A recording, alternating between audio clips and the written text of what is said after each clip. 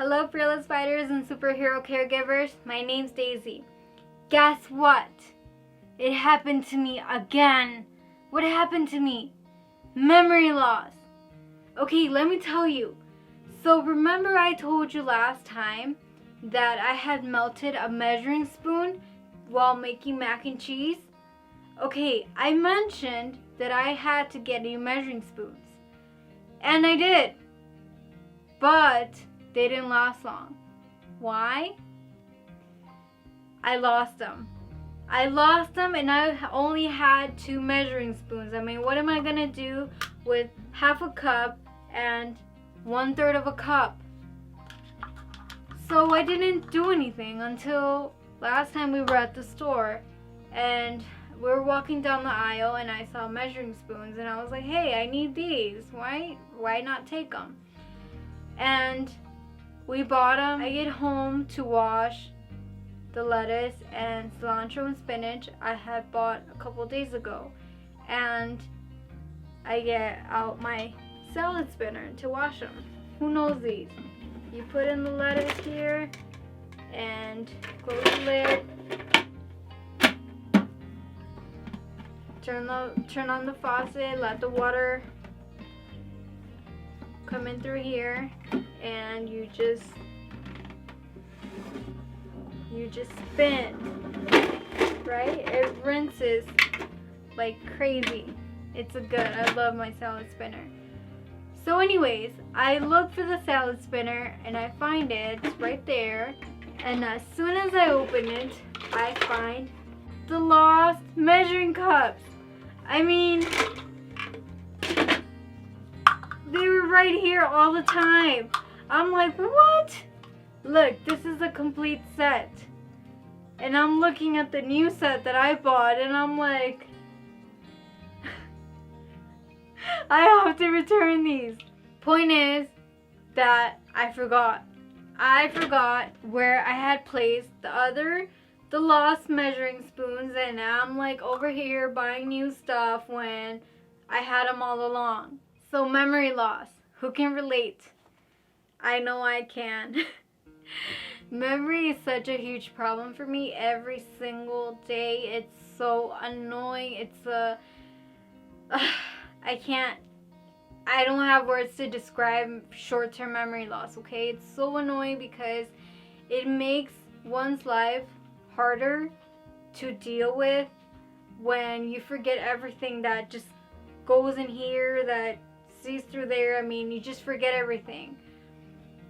I haven't mastered memory loss. I can't tell you, oh, it's been 4 years since brain injury and I no longer suffer memory loss. I mean, that's a lie because I go through it every single day. But I have found ways to confront memory loss. And how do I confront it? Well, first things first. To avoid memory loss, I'm a neat freak.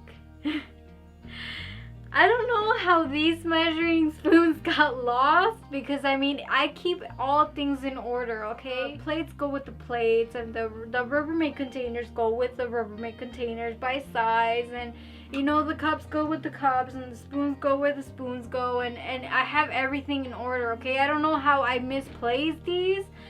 I mean they're just so there, but I don't know, maybe because I'm thinking that when I wash them, I probably placed them in there so they can rinse, so they can dry, and I don't know, I forgot to take them out. I just closed the lid. I don't know.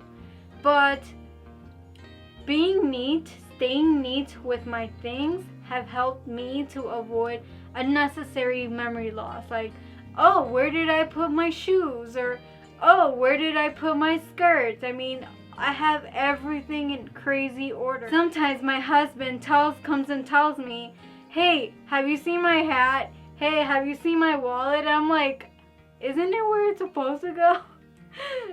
He loses things all the time. And for some reason, he always forgets where he left it. I mean, how could you forget?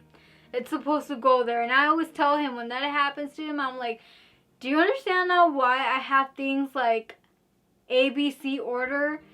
So that is one thing that I do that can help you to eliminate memory loss. Another thing that I do is put reminders, okay? I have reminders on my phone.